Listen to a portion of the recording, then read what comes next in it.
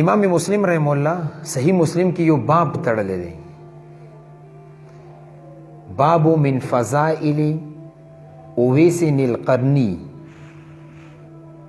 دا تعبیر تیر شوی، صحابي نه دی، خود رسول الله صلی الله علیه وسلم زمانه ورته میلاو شوې ده.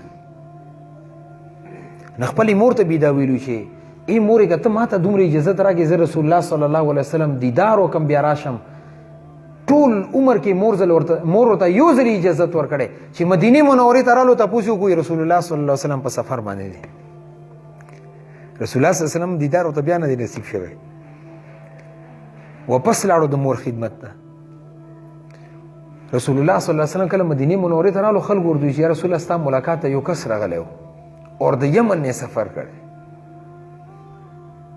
رسول الله صلی الله علیه وسلم پیغمبر دی، جبرئیل علیه السلام ورته وحی کی. نه دې باب لاندې امام مسلم رحمت الله علیه 3 احادیث نقل کړي دي.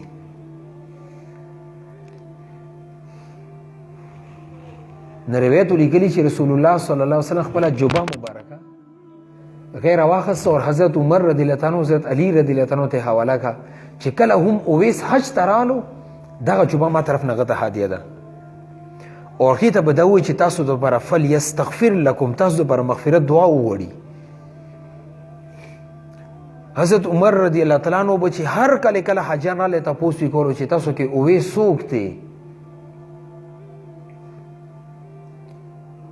نو یو حج موقع باندې تپوس وکړو چې تاسو کې اویس څوک دی، ودرېدو چې اویس یم. ورته ستا تعلق د قبیلې مراد سره دی، ورته یاو وایي ته قرن سره تعلق ساتې، علاقې سره، ورته یاو ورته ستا بدن باندې ابرز بیماری و، خو هغه بیماری ختم شوی، خو یو درهم به قدر هغه سپین داغ پاتې دی، هغه ته یې ورته یاو زه یم. ورته ستا په باره کې رسول الله صلی الله علیه وسلم ما ته فرمیلي چې دعا وکړي د مغفرت درته. چونکې حضرت عمر رضی الله عنه د وخت کې امیر المؤمنین و، حضرت اویس قرنی رحمت الله علیه حضرت عمر رضی الله عنه ته د مغفرت دعا کوي. او حضرت عمر رضی الله عنه فرمایي لو اقسم علی الله لابره. اویس قرنی رحمت الله علیه هغه شخصیت دی چې دا په الله باندې قسم اخوري، هغه قسم الله خامخا پوره کوي. هغې دنیا کې هیڅوک نه، صرف د یو مور وه، د مور د خدمت و چې نه دا مقام ورته الله پاک ورکړی. دا د مور مقام و مرتبه ده. یو صحابي رسول الله صلی الله علیه وسلم ته راغلو، ورته یا رسول الله ما ډېر غټه ګناه کړي، ما دپاره مغفرت دعا وکړي. رسول الله صلی الله علیه وسلم ته وفرمیلو مور د ژوندي ده؟ وایي لاړ شه مور ته مور درته دعا وکړي.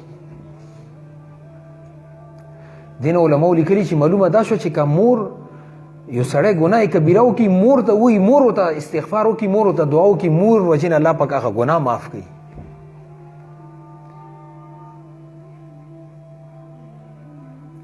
دی وجې نه ما کی دعا جنت کی هوا. کم سړي سره د مور دعا ورسره شوه، بیا دا په خپل مزل نه کي، دا بیا واقع مزل کي. دومره تیز رفتاري سره دې ته الله پاک ترقیاني نصیبوي. وجه څه ده؟ مور د بچي سره ډېر زیات مشقت تکلیف ولا زندگی تیری.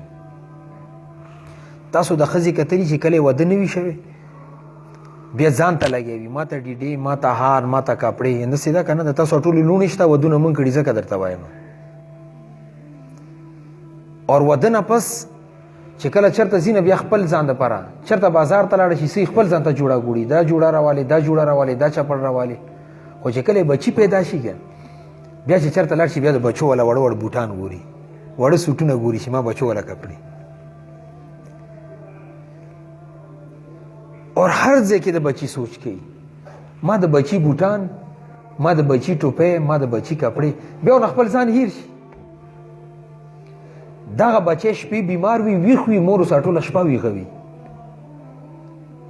دا بچی چې کله وده شي ښه نفس مور یې وده کېږي، او دا بچی چې خاندي مور ورته خاندي. داسې ده که نه ده؟